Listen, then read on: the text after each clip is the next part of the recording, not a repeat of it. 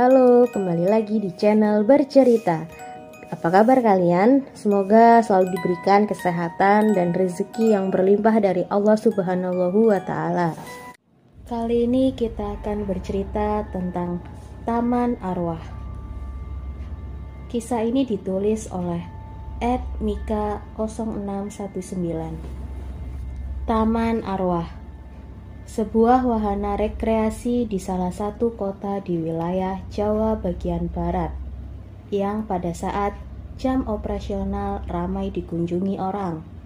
Ternyata malam harinya kembali diramaikan oleh mereka para arwah dan makhluk gaib lainnya. Ini adalah kisah yang benar-benar terjadi, pengalaman yang dialami karyawan usaha kuliner saya selama bekerja di tempat sebelumnya. Sejatinya kisah ini tidak bermaksud mendiskreditkan pihak tertentu, semata-mata murni menceritakan pengalaman dia. Saya pengusaha kuliner di sebuah kota kecil perbatasan Provinsi Banten dan Provinsi Jawa Barat. Sebagaimana pengusaha lainnya, salah satu hal yang harus ditangani adalah soal karyawan. Sudah 4 kali berganti karyawan di bagian yang job desk-nya menangani langsung konsumen. Saya menyebutnya karyawan bagian depan. Artinya simpel saja, kebalikan dari karyawan bagian belakang yang menangani urusan dapur. Saat karyawan terakhir menunjukkan performa yang kurang memuaskan, maka saya bermaksud hendak menggantinya. Sebagai calon penggantinya, salah seorang karyawan bagian dapur merekomendasikan tetangga rumahnya yang katanya belum lama pulang dari kota X setelah bertahun-tahun merantau bekerja. Alasan utama kembali pulang kampung adalah karena pandemi. Setelah melewati proses yang tidak serumit melamar pekerjaan di kantoran, maka resmilah saya mempunyai karyawan bagian depan yang baru. Namanya Putra, seorang laki-laki tentunya. Saat tulisan ini dibuat, usianya 28 tahun. Ia merupakan anak pertama dari 3 bersaudara. Adiknya yang kedua laki-laki, si bungsu perempuan. Keluarganya dari kalangan yang sangat sederhana. Maka itulah orang tua hanya sanggup menyekolahkan putra sampai lulus SD saja. Saat usianya 19 tahun, ia memutuskan ingin merantau ke kota, mencari pekerjaan untuk membantu kondisi keluarganya. Dia juga berpikir untuk membantu biaya sekolah adik-adiknya agar tidak seperti dia yang hanya lulusan SD. Gayung bersambut, melalui teman kenalan dari Facebook, Putra mendapat ajakan bekerja di tempat si kenalan Facebooknya yang bekerja. Nama kenalannya itu Masto. Masto bekerja di satu wahana sebuah tempat rekreasi di kota X, di bagian yang merawat taman dan kebunnya. Putra mulai semakin cair dengan saya sebagai atasannya setelah sekitar 3 minggu bekerja di tempat usaha saya. Saat tidak terlalu sibuk, kami mengobrol tentang hal-hal di luar pekerjaan di usaha kuliner saya. Jadi, kamu berapa lama bekerja di Hip Hip Hura, Put? Hip Hip Hura akan saya gunakan untuk menggantikan nama tempat wahana wisata yang dimaksud dalam cerita saya ini, untuk menjaga kerahasiaan tempat yang dimaksud. Saya kerja di sana sejak tahun 2013 sampai 2018. 6 tahun, Pak, jawabnya. Sebagaimana dikisahkan sebelumnya, melalui Masto, Putra mendapat pekerjaan sebagai tukang kebun di Hibubura. Dia merasa bersyukur bisa diterima bekerja di sana, mengingat ijazahnya hanya lulusan SD. Putra tidak menyia-nyiakan kesempatan itu. Dia bekerja dengan giat dan rajin. Ternyata hal itu mendapat perhatian dari manajernya. Dalam waktu 3 bulan jabatan Putra dinaikkan menjadi pengawas bagian perkebunan. Artinya ketika masuk bekerja, Putra masih selevel dengan Masto. Saat dia diangkat menjadi pengawas, otomatis menjadi atasan Masto. Hal itu menimbulkan kedengkian di hati Masto. Putra yang saat pertama kali ke kota X selalu bekerja di Hibubura selama 3 bulan tinggal bareng di kontrakan Masto. Atas keadaan tersebut, Masto mengusir Putra. Mulai sekarang anggap saja saya gak pernah kenal kamu. Kamu pergi dari sini, cari di tempat lain, kata Masto. Dari situ Putra akhirnya keluar masuk rumah kontrakan petak. Terhitung sebanyak 3 kali. Kenapa kamu gonta-ganti kontrakan, Put? Tanya saya. Gaji saya gak cukup, Pak, untuk bayar kontrakan. Karena saya kan harus kirim uang juga ke kampung, jawab Putra. Sebenarnya saya dapat kontrakan yang rada murah, tempatnya di dekat rel kereta api. Tapi di situ tetangga kontrakan saya kebanyakan orang-orang buangan, terangnya. Orang-orang buangan gimana maksud kamu? Tanya saya. Itu, Pak, banyak waria, pekerja seks komersial, sama preman-preman. Saya was-was, Pak. Mana barang saya juga ada yang dicuri pas saya tinggal kerja, jawab Putra. Putra menceritakan keluh kesah keluar masuk kontrakannya kepada rekan kerjanya. Sampai-sampai kondisi Putra itu diketahui juga oleh manajernya. Suatu hari si manajer memanggil untuk menghadap. Put, saya dengar kamu pindah-pindah kontrakan. Gimana kalau kamu tinggal aja di sini? Tanya si manajer. Sekaligus menawarkan Putra tinggal di lingkungan Hip-Hip-Hura. Memang sebenarnya ada ruangan di lantai 2 untuk para karyawan bagian taman dan kebun yang sangat layak digunakan untuk tempat tidur. Meski sebenarnya peruntukannya untuk salin pakaian juga loker untuk menyimpan barang karyawan. Tentu saja tawaran itu diterima Putra. Putra berpikir akan bisa lebih hemat uang karena tidak ada pengeluaran sewa kontrakan dan transportasi. Kamar mandi dan dapur juga tersedia. Di Hip-Hip-Hura juga terdapat kebun sayur dan kolam ikan mas dan nila. Ikannya boleh diambil, asal seperlunya. Sempurna, pikir Putra. Jam operasional Hip-Hip-Hura pukul 8 pagi sampai pukul 4 sore. Setelah itu, tentu saja karyawan pulang ke tempat tinggalnya masing-masing. Memang tidak semua karyawan, alias jam 4 sore langsung pulang. Ada saja karyawan yang menghabiskan waktunya terlebih dahulu di sana. Tapi banter paling lama hanya pukul 9 malam. Hip-Hip-Hura sebenarnya salah satu wahana tempat wisata yang sangat luas. Petugas security hanya berjaga di pos bagian depan atau ke gerbang keluar dari tempat wisata. Maka itulah di atas pukul 9 malam, Putra benar-benar sendirian di Hip-Hip-Hura. Hari dan malam pertama dilewati tanpa ada hambatan apa-apa. Putra bisa tidur dengan pulas dan bangun esok paginya dengan segar. Namun saat malam kedualah Putra mulai merasakan ada sesuatu yang tidak lazim di tempat tinggalnya itu. Auranya mulai terasa janggal dan mistis. Wahana Hip-Hip-Hura adalah ekoturisme. Di dalamnya para wisatawan akan mendapat edukasi agrikultur. Sasaran utama wisatawan adalah anak-anak pelajar sampai tingkat pendidikan SMP. Di sana mereka bisa bermain sambil belajar bercocok tanam dan beternak. Maka itulah di dalam wahana Hip-Hip-Hura terdapat kebun sayur mayur, lahan sawah meskipun hanya sepetak, dan juga beberapa hewan peternakan seperti ayam, domba, kelinci, bahkan kerbau. Burung-burung juga menjadi koleksinya. Suasana sangat rimbun dan teduh saat siang hari, karena terdapat juga pohon-pohon besar seperti beringin, kelapa, bambu, dan pohon-pohon lainnya. Bisa dibilang Hip-Hip-Hura seperti hutan mini. Sarana kantor, ruang edukasi, dan gudang peralatan berada di tengah-tengah wahana. Terdapat musola berbentuk gazebo atau saung tidak jauh darinya. Untuk para wisatawan berjalan mengitari seluruh wahana Hip-Hip-Hura dipasangi paving block. Pihak Hip-Hip-Hura juga menyewakan sepeda ontel apabila wisatawan enggan berjalan. Tempat tinggal Putra selama menetap di Hip-Hip-Hura adalah satu lokasi dengan kantor. Artinya, Putra tinggal di tengah-tengah hutan. Malam Kamis itu Hip-Hip-Hura sudah sepi. Semua karyawan sudah pulang. Tinggallah Putra sendirian. Waktu menunjukkan pukul 11 malam.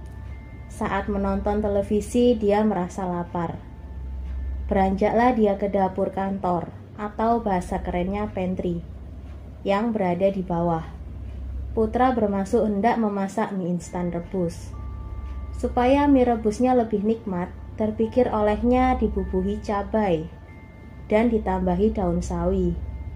Kebun cabai dan sawi berada di beberapa meter dari kantor. Untuk itu Putra harus keluar menuju kebun. Dia berjalan menyusuri paving block.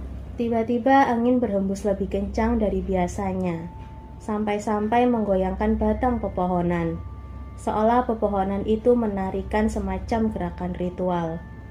Bunyi dedaunan juga ranting saling bergesekan terdengar. Di antaranya bebunyian itu telinga Putra menangkap bunyi sapu lidi, seperti ada yang menyapu. Siapa yang menyapu malam-malam? Terbesit pertanyaan dalam benak Putra. Dia menoleh ke sekeliling, tak ada siapapun. Lalu dia berpikir, cuma perasaan saja. Tiba di kebun cabai, dia mulai memetik beberapa buahnya. Bunyi sapu lidi terdengar lagi, bahkan kali ini lebih dekat. Putra berhenti memetik, lalu melihat sekeliling. Suara sapu hilang, bulu kuduk Putra berdiri. Ia merasa ada seseorang atau sesuatu selain dirinya ada bersamanya. Kemudian Putra segera beranjak dari kebun cabai, tidak lagi memperdulikan daun sawi yang belum sempat dia petik. Namun dia waspada, berjalan mundur perlahan. Saat berjalan mundur, baru beberapa langkah dia bertabrakan dengan seseorang. Putra menoleh. Ternyata dia bertabrakan dengan punggung seseorang. Sosok wanita parubaya, bisa dibilang nenek-nenek. Terbesit di pikiran Putra nenek itu adalah Bu Nur. Bu Nur, sapa Putra. Bu Nur adalah petugas kebersihan lingkungan sekitar kantor Hip Hip Hura. Tapi bukannya Bu Nur udah pulang dari tadi, pikirnya. Lagi pula Bu Nur saat bekerja selalu mengenakan seragam khusus personil bagian kebersihan. Sedangkan sosok nenek-nenek yang ditabraknya memakai pakaian atasan model kebaya, namun terlihat sudah usang kehitaman. Bawahannya memakai kain yang juga terlihat usang. Putra tersadar, itu bukan Bu Nur. Lalu ia mundur mengambil jarak sekitar 3 langkah dari sosok nenek itu. Nenek siapa? Kok malam-malam ada di sini? Putra bertanya sambil gemetar. Namun ia mencoba menguasai diri yang ditanya diam dan tak bergeming. Nek, sapa Putra lagi. Sosok nenek itu perlahan membalik badannya menghadap Putra. Astagfirullah, teriak Putra. Lalu ia jongkok menyembunyikan wajah dengan memeluk kedua dengkulnya. Sosok nenek yang dilihat Putra wajahnya gosong melepuh seperti terbakar di bagian wajah kiri. Bola matanya sudah tidak ada, sedangkan bagian wajah kanan masih terlihat utuh. Matanya nampak besar melotot menatap Putra. Mata itu seperti hendak keluar dari kelopaknya. Rambutnya disanggul dan putih beruban. Ada apa kesini? Mau apa? Tolong jangan nunjukin seperti ini ke saya. Saya di sini niatnya hanya bekerja, kata Putra mencoba mengajak bicara sosok nenek-nenek itu sambil tetap menutup wajah dengan kedua dengkul. Tubuh Putra gemetar hebat saking ketakutannya. Tidak terdengar jawaban atau reaksi apapun dari nenek itu. Beberapa saat kemudian Putra memberanikan diri membuka matanya. Ternyata nenek itu sudah tidak ada di hadapan Putra. Hilang begitu saja. Putra mengambil langkah 1000 lari terbirit-birit langsung menuju ruang atas. Putra merasa lemas, lalu dia pun tertidur, atau mungkin juga pingsan karena syok. Saat dia terbangun ternyata hari sudah subuh. Ya ampun, teriak Putra ngeri. Yang dikira Putra kelapa yang berjatuhan ternyata kepala-kepala manusia. Kepala-kepala yang tertebas pisah dari tubuhnya.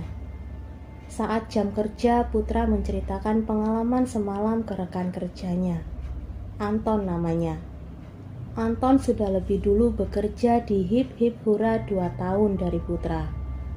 Sebenarnya waktu Pak Rudi nawarin lo tinggal di sini, gue pengen nahan lo.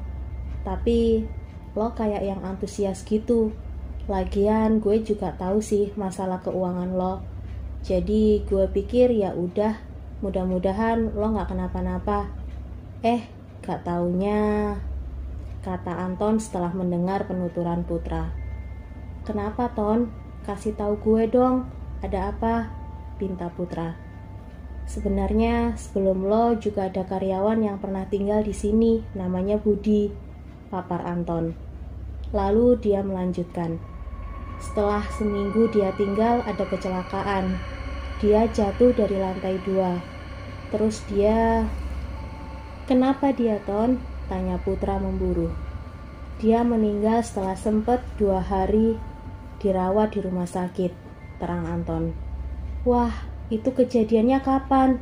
Tanya Putra. Sekitar 5 bulan yang lalu, jawab Anton. Lalu Anton menceritakan bahwa dia yang mengantar almarhum Budi ke rumah sakit. Anton sempat menunggui Budi di ruang UGD. Budi cerita ke gue kalau dia jatuh karena panik. Dia ngelihat sesuatu di tangga, terang Anton. Dia ngelihat apa, Ton? Tanya Putra, kali ini nadanya terdengar panik sekaligus penasaran. Nggak jelas, katanya kayak orang tapi kayak binatang juga, jawab Anton. Putra jadi melamun.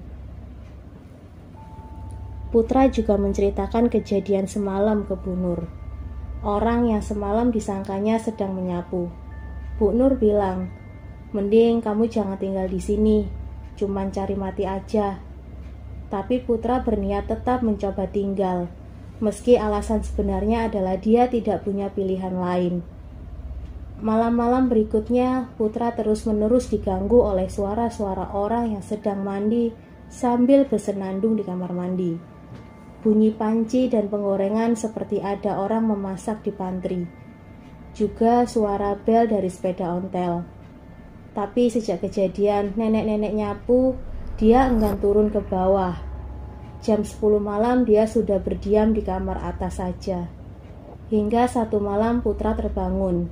Dia merasa perutnya mules. Dia kepingin buang air besar. Dia melihat ke jam dinding. Aduh, mana masih jam 1 malam lagi, gumamnya. Putra coba mengabaikan rasa mulesnya, tapi sia-sia. Rasanya sudah di ujung. Aduh, anjrit, terpaksa deh daripada brojol di sini, katanya lirih. Bismillah. Katanya sebelum menuruni tangga, dia mengumpulkan keberaniannya. Kamar mandi letaknya di luar, dekat dengan gudang. Sebenarnya tidak jauh dari ruang tidurnya, tapi tetap saja letaknya di luar. Tumben sepi, katanya dalam hati. Karena biasanya selalu ada suara-suara aktivitas di dapur dan di kamar mandi. Putra berhasil mencapai kamar mandi, lalu dia melaksanakan buang hajatnya. Plung. Lega, kata Putra setelah beberapa pup yang barusan sudah di ujung keluar. Tapi hajatnya belum tuntas, perutnya masih terasa sedikit mules. Di luar terdengar lagi suara angin bertiup. Terdengar lagi suara dedaunan diterpa angin dan batang juga ranting pohon yang saling bergesekan. Lalu terdengar suara buk buk buk buk. Putra memasang kupingnya mendengar suara itu dari dalam kamar mandi. Perlahan Putra membuka pintu kamar mandi. Dia melihat ada sesuatu berbentuk bulat-bulat seperti berserakan di dekat pohon kelapa. Dalam keremangan, dia mencoba menegaskan pandangan pada benda bulat yang berserakan dekat pohon kelapa. Ya ampun, teriak Putra ngeri. Yang dikira Putra kelapa yang berjatuhan ternyata kepala-kepala manusia. Kepala-kepala yang tertebas pisah dari tubuhnya. Putra berlari bermaksud hendak ke arah kamarnya yang hanya sebelokan ke kanan. Namun dia menghentikan langkah seribunya. Ada sesuatu yang seolah menghadang. Putra tak percaya dengan apa yang dilihatnya. Sesosok tubuh tanpa kepala berjalan tertatih-tatih. Tangan kirinya membawa kepalanya sendiri dengan menjambak rambutnya. Sosok itu berjalan tertatih-tatih karena pergelangan kaki kanannya terikat rantai dengan bandul bola besi seukuran bola kaki. Pakaian sosok itu koyak-koyak seperti habis dicambuk habis-habisan. "Hah!" teriak Putra ketakutan. Dia tersungkur dengan posisi duduk. Dia mencoba bangkit, namun kedua lututnya lemas. Akhirnya dengan segenap kekuatan yang masih ada, dia berhasil berdiri. Kemudian dia mencoba berlari sambil terhuyung-huyung ke arah sebaliknya yang menuju ke arah kebun. Baru berlari beberapa meter, kembali larinya terhenti. Lagi-lagi ada sosok yang menghadangnya. Mirip dengan sosok tanpa kepala tadi. Sosok berjalan tertatih-tatih karena menyeret rantai berbandul bola besi. Namun yang satu ini kepala masih nempel dengan tubuhnya. Rambutnya panjang, tapi tidak bisa dipastikan itu sosok perempuan atau laki-laki. Wajah sosok itu hancur seperti habis diseret ke aspal. Daging-daging wajahnya koyak. Kedua bola matanya terlihat menggantung pada seutas urat. "Ah!" teriak Putra lagi. Yang terpikir oleh Putra saat itu adalah segera keluar dari wahana hip hip hura saat itu juga. Meski sulit karena kedua lututnya lemas, tetap Putra berlari sekuatnya. Putra terpaksa berlari melewati sosok berwajah koyak karena itu satu-satunya akses menuju gerbang depan pintu keluar wahana. Saat berlari beberapa kali ia tersungkur karena takut bukan kepalang. Putra melewati pos satpam utama di gerbang depan tempat rekreasi itu. Petugas security terperangah melihat Putra berlari terbirit-birit pada waktu dini hari itu. "Hei Mas Putra, ada apa?" panggil security yang mengenali Putra. Namun Putra mengabaikannya dan terus berlari. Akhirnya Putra menghentikan larinya di sebuah halte bus. Dia lantas duduk pada bangku halte mencoba menenangkan diri. Nafasnya masih terengah-engah. Tubuh beserta pakaiannya basah oleh peluh sendiri. Tak berapa lama kemudian dia mulai bisa mengatur nafasnya. Namun dia menangis sejadi-jadinya, meratapi apa yang sudah terjadi pada dirinya. "Kenapa aku harus ngalamin ini?" Pertanyaan dalam benaknya. Inginnya Putra bekerja di hip-hipura dini hari itu juga. Namun dia menangis sejadi-jadinya meratapi apa yang sudah terjadi pada dirinya. "Kenapa aku harus ngalamin ini?" Pertanyaannya dalam benaknya. Inginnya Putra berhenti bekerja di hip-hipura dini hari itu juga. Tapi saat dia mulai bisa berpikir jernih, terlintas bayangan wajah ibu bapaknya yang di kampung yang sedang menunggu kiriman uang darinya. Lalu ia terbayang wajah kedua adiknya yang biaya sekolahnya juga dari hasil jerih payahnya. "Terus gimana Put? Kamu berhenti dari hip-hip hura malam itu juga?" tanya saya. "Enggak Pak," jawab si Putra. "Loh, kenapa? Kamu nggak takut?" "Ya takut sih Pak. Bohong kalau nggak mah. Tapi saya keinget sama emak bapak di kampung. Terus saya ingat adik-adik saya yang masih butuh biaya buat sekolah. Saya nguatin tekad. Apapun yang terjadi, saya akan coba bertahan." "Kamu langsung balik lagi ke dalam hip-hip hura?" "Enggak Pak, saya nunggu sampai subuh di halte bus," kata Putra sambil nyengir. Saat azan subuh berkumandang, Putra kembali lagi ke tempat wisata X, lalu masuk kembali ke wahana hip-hip hura. Dia sudah menguasai diri kembali, dan dia sudah bertekad akan bertahan demi keluarga di kampung. Saat bekerja kali ini dia tidak bercerita kepada siapapun pengalaman semalam. Meskipun Anton menanyakan karena mendapat info dari security gerbang depan yang melihatnya lari terbirit-birit dini hari tadi. Putra cuma jawab, "Nggak kenapa-napa." Malamnya Putra tertidur sangat pulas, karena memang kurang tidur sehari sebelumnya. Malam berikutnya pun dia lalui dengan tabah. Dia mulai terbiasa dengan situasi di Hip-Hip Hura.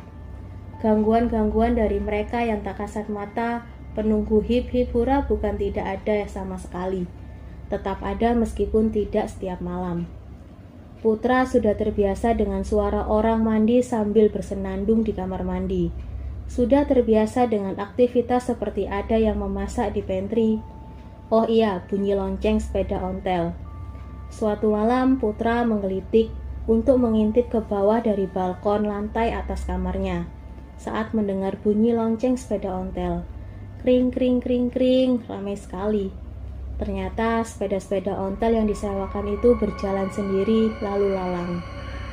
Hanya karena percaya lindungan Tuhan dan tekad demi keluargalah yang membuat Putra kuat bertahan di sana. Suatu sore menjelang malam, belum terlalu larut sekitar pukul 9, Putra bermaksud melaksanakan sholat isya di musola yang berada di luar. Musola di luar itu berbentuk gazebo. Di tengah sholatnya, tiba-tiba kembali angin bertiup lebih kencang dari biasa, menggoyangkan semua pepohonan di sekitar musola. Dia tak bergeming, mencoba tetap khusyuk. Sholat isya pun tuntas juga Putra tunaikan. Lantas dia bermaksud melanjutkan dengan mengaji. Di tengah dia melantunkan beberapa ayat-ayat Quran, angin bertiup semakin kencang, menggoyangkan pepohonan lebih kuat. Putra menghentikan sejenak bacaan ngajinya, menarik nafas sebentar, lalu melanjutkan kembali mengaji. Krek, krek, krek. Itu bunyi batang pohon tidak jauh di belakang musola. Di belakang musola gazebo memang terdapat satu pohon beringin berukuran sedang. Saat itulah terjadi sesuatu yang mengejutkan Putra di tengah mengajinya. Ujung dahan beserta daun pohon beringin menyentuh pipi kiri Putra. Lebih tepatnya menampar karena cukup keras. Pohon beringin itu seolah hidup, menjulurkan ujung dahannya, atau malah pohon beringin itu bergerak mendekati Putra. Pohon beringin itu seolah hidup, menjulurkan ujung dahannya, atau malah pohon beringin itu bergerak mendekati Putra. Pohon beringin itu seolah tidak suka mendengar lantunan ngaji Putra, menyuruhnya berhenti. Astagfirullah, seru Putra sambil memegang pipi kirinya. Lalu dia membalikkan posisi duduknya menghadap ke pohon beringin itu. Ia merasa bagaikan sedang beradu tatap dengan sosok raksasa saja. Pohon beringin itu bergoyang-goyang pelan, seperti tertiup angin, tapi semakin condong miring ke musola. Nih beringin mau roboh apa gimana? Putra batin khawatir. Lalu dia beranjak dari musola itu.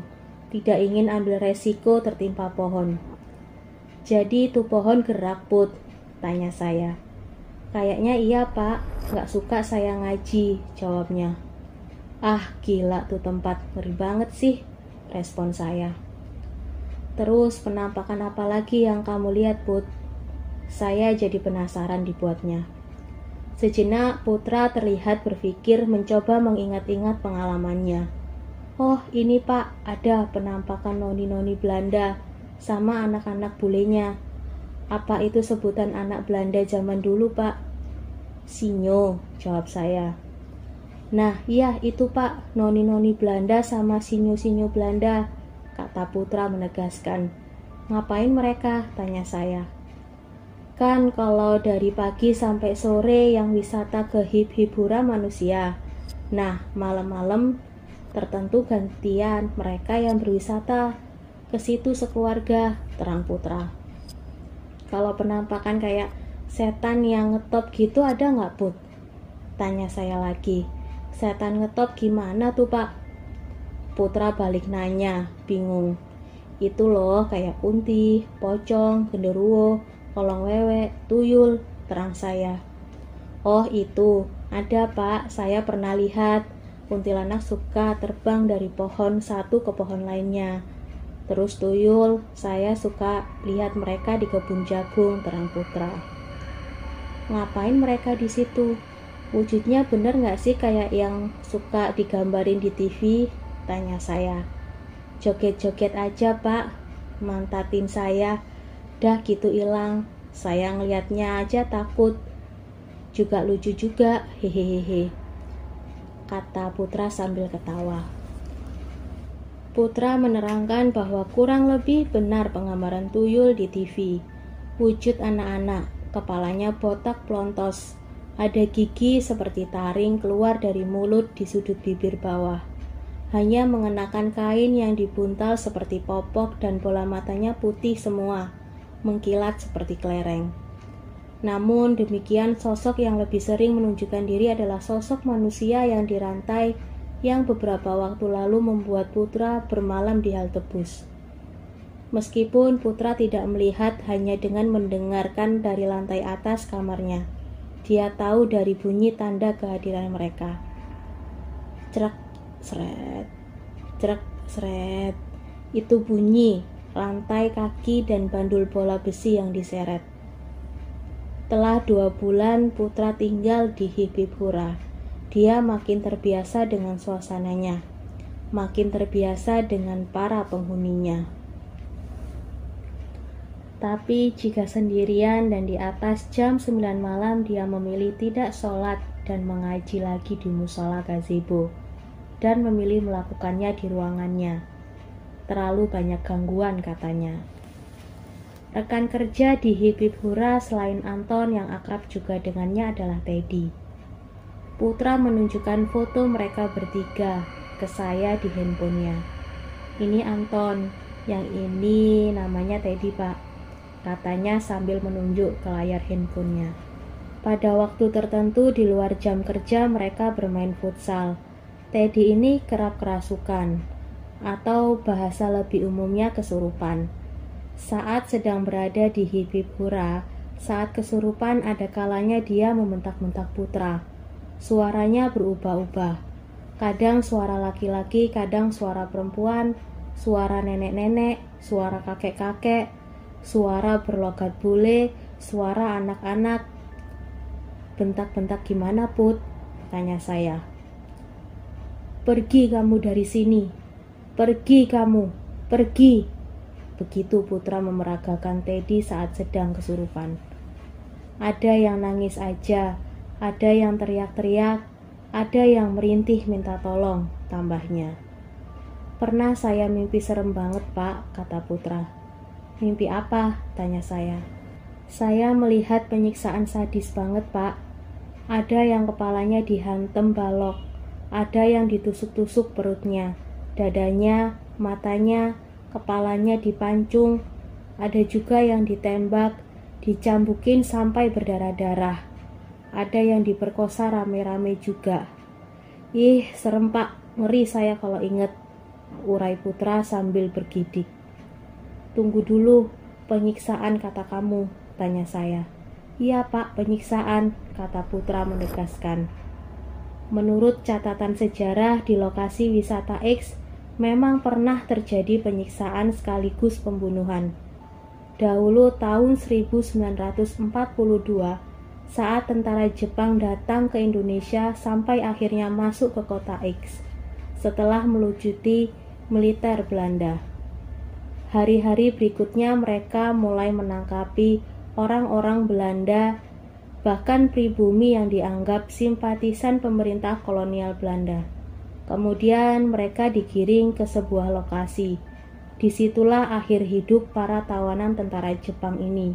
Sampai sekarang pun kuburan para korban kekejaman Jepang masih ada, tidak jauh dari tempat yang sekarang menjadi lokasi tempat wisata X.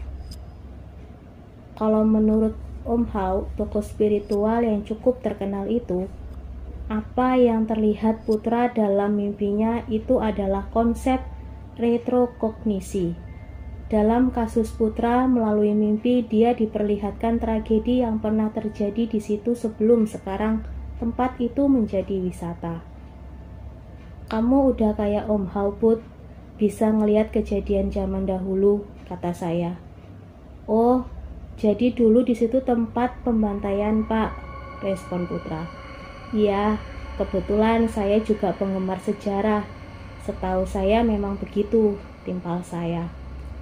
Jangan-jangan setan yang kayak zombie yang suka jalan-jalan kakinya dirantai itu arwah gentayangan para korban ya Pak, kata Putra dengan nada miris.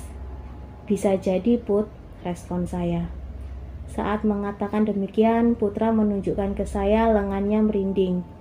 Herannya saya sebenarnya juga merinding. Jujur saja, sebelum Putra menceritakan perihal mimpinya itu, saya sedikit sangsi akan penampakan dan aktivitas makhluk gaib di Hibibura dari cerita-ceritanya. Namun dengan adanya kecocokan bahwa memang di lokasi itu pernah terjadi tragedi berdarah yang brutal membunuh banyak jiwa, saya jadi yakin akan kebenaran cerita pengalaman menyeramkan Putra di sana. Kamu tahu nggak kenapa kalau sedang dengerin, baca atau cerita tentang makhluk gaib dan penampakan, kamu merinding? Itu karena makhluk dan kejadian itu benaran ada dan terjadi. Mengapa begitu? Karena mereka makhluk yang tidak terbatas ruang dan waktu. Boleh jadi mereka ada di sekitar kalian, merhatikan kalian. Banyak-banyak doa ya. Suatu malam Putra kemalaman pulang sehabis bermain futsal. Dikarenakan sehabis bermain futsal, Anton dan Teddy mengajaknya nongkrong di kafe kopi. Keasyikan ngopinya sampai lupa waktu, sudah pukul 11 malam. Segera Putra pamitan kepada kedua sahabatnya. Biasanya selesai futsal maksimal pukul 9 malam dia sudah beranjak pulang dan tiba di Hibibura setengah jam kemudian. Aduh, sialan, aku kemalaman. Mudah-mudahan gak ada yang aneh-aneh, gumamnya saat membuka gerbang depan Hibibura. Waktu sudah menjelang tengah malam. Dia lalu berjalan menyusuri paving blok dengan waspada, siap-siap akan kemungkinan penampakan. Meskipun sudah semakin terbiasa dengan kehadiran makhluk tak kasat mata, tetap saja Putra tidak berharap bertemu langsung dengan mereka. Toh mereka memang tidak setiap malam juga muncul. Lebih seringnya Putra mendengar suara-suara. Itu pun Putra sudah berada di ruang atas, tidak melihat mereka. Prinsip Putra, masing-masing ya, jangan ganggu. Begitu dia selalu seolah menyapa saat mendengar seperti ada suatu aktivitas dari mereka yang tak kasat mata. Normalnya manusia jika melihat sesuatu yang ganjil, bukan hal yang dilihat sehari-hari, apalagi wujudnya menyeramkan pula, pasti responnya pertama kaget, kedua takut, lalu selanjutnya tergantung kesiapan mental. Ada yang memberanikan diri, ada yang diam terpaku karena lemas, dan ada yang tetap ketakutan setengah mati, sampai-sampai berteriak histeris, lalu lari terbirit-birit. Ada pula yang pingsan di tempat atau bahkan ada yang sampai kencing di celana. Beberapa meter Putra berjalan tanpa bertemu hal yang ganjil. Saat belokan kedua dekat kebun sayuran, Putra dikejutkan oleh penampakan yang mengerikan sekaligus mengenaskan. Sesosok laki-laki usia sekitar 50-an. Perawakan sedikit tambun, namun tidak pendek. Lehernya miring ke kanan, lidahnya menjulur mengeluarkan air liur. Matanya terbuka membelalak, tapi air matanya bercucuran. Dan kakinya seperti menjinjit tapi tidak menyentuh paving blok. Mengapung 30 cm dari permukaan paving blok. Sosok itu bersuara, seperti suara orang yang tercekik. Putra kaget bukan kepalang. Seluruh darahnya serasa berdesir turun ke kakinya. Jantungnya berdegup kencang, namun lututnya lemas. Baru kali ini sosok itu dilihatnya. Astagfirullahaladzim, ya Allah, apalagi ini? Kata Putra sambil berjongkok. Putra menutup wajahnya dengan kedua telapak tangannya. Sesaat Putra mengintip dari celah jemarinya. Sosok itu masih di depan menghadapnya. Tolong, jangan ganggu saya, jangan nunjukin seperti ini. Saya di sini cuma ingin bekerja. Tolong pergi, kata Putra mencoba berkomunikasi dengan sosok itu. Dijawab demikian oleh sosok itu. Putra masih berjongkok sambil menutup wajahnya dengan telapak tangannya. Lalu dari celah jemarinya dia melihat sosok itu seperti membalik badan. Perlahan meskipun tetap mengapung kemudian berlalu dari hadapannya. Keesokan harinya Putra menceritakan apa yang dilihatnya kepada Anton dan Teddy. "Apa kata lo? Kayak orang kegantung?" tanya Anton. "Iya, kayak orang kecekek gitu," tegas Putra lagi. Lalu Anton bertanya ciri-ciri sosok yang seperti menggantung itu bagaimana. Putra pun menjelaskan. Kemudian Anton merogoh saku celananya, mengambil handphone. Dia melihat-lihat galeri foto yang tersimpan dalam folder handphonenya, mencari sebuah foto rupanya. Lalu dia berkata, "Coba lo lihat, kayak bapak ini nggak yang semalam lo lihat?"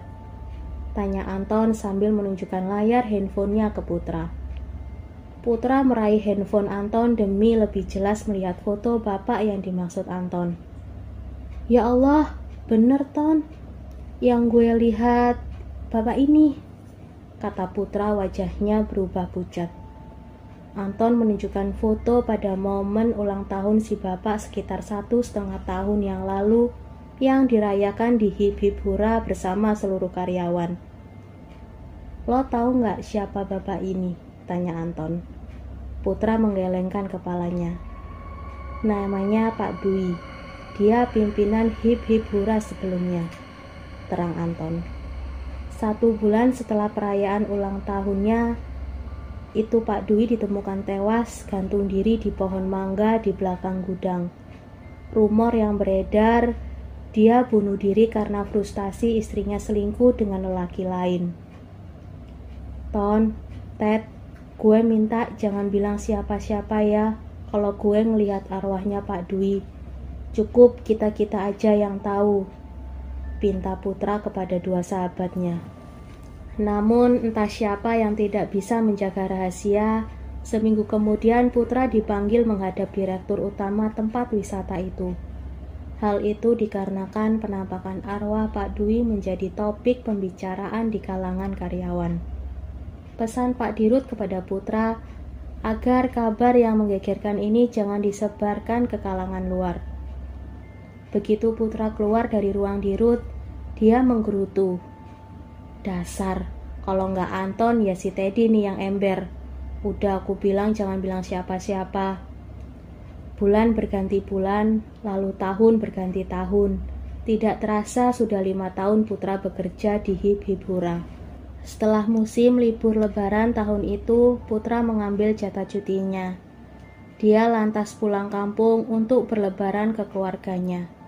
Saat kembali ke kota X, dia membawa seorang teman sekampungnya untuk diajak bekerja di Hip Hip Hura.